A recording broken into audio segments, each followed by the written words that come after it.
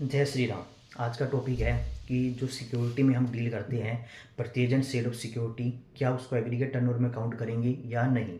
तो सिक्योरिटी का मतलब क्या होता है? It may be equity share, preference share, debenture, bond, mutual fund, security receipt या स्क्रिप्ट्स एट्सेट्रा। तो जो भी है गवर्नमेंट सिक्योरिटी, आपने किसी भी टाइप्स में इन्वेस्टमेंट की, ठीक है, में वो सिक्योरिटी होनी चाहिए। शेयर्स, डिवेंचर, म्यूचुअल फंड, वो आपकी सिक्योरिटी है।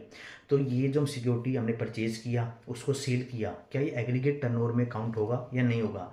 तो गुड्स का मतलब होता है कि गुड्स मतलब कोई भी movable property other than money and security. मतलब सिक्योरिटी को गुड्स की डेफिनेशन से हटा दिया, मतलब security is not a goods.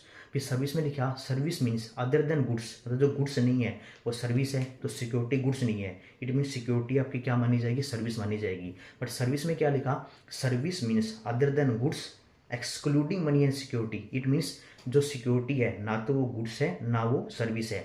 तो सिक्योरिटी परचेज करना एंड सेल करना is neither a supply of goods nor a supply of services, hence it will not be counted in the definition of aggregate turnover.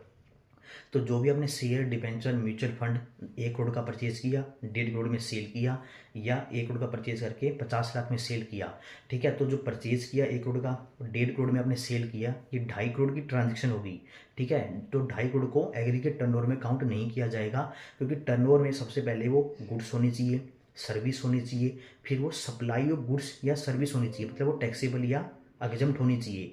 तो security goods भी नहीं है, service भी नहीं है, इट मीन्स ये ना ये टैक्सेबल हो सकती, ना ये एग्जम्प्ट कैटेगरी में। हम इसको ये नहीं बोल सकते कि ये एग्जम्प्ट कैटेगरी है। क्यों? टैक्सेबल या एग्जम्प्ट होने के लिए सबसे पहले वो गुड्स या सर्विस होनी चाहिए, कि आपने गुड्स बेची या आपने किसी को सर्विस दी। फिर हम आइडेंटिफाई करेंगे ये गुड्स जो सर्विस है ये टैक्सेबल है या एग्जम्प्ट है। But security is neither goods nor a supply of service, इसलिए सिक्योरिटी को कभी भी एग्रीगेट टर्नओवर में काउंट नहीं करना। अगर आपको जीएसटी नंबर अप्लाई करना है, जीएसटी 99C फाइल करने की 2 करोड़ से ऊपर है तो 9 एप्लीकेबल है, 5 करोड़ से ऊपर 9C एप्लीकेबल है। तो जो आप लिमिट काउंट करोगे 2 करोड़, 5 करोड़ या जो भी पर्पज़ के लिए आप देख रहे हो, तो उसमें आपको सिक्योरिटी की purchase amount, sale amount count नहीं करनी, वह एग्रीगेट टर्नओवर का पार्ट नहीं बनेगी। इससे रिलेटेड कोई भी डाउट हो तो कमेंट करके पूछ सकते हो। Thank you. जय श्री।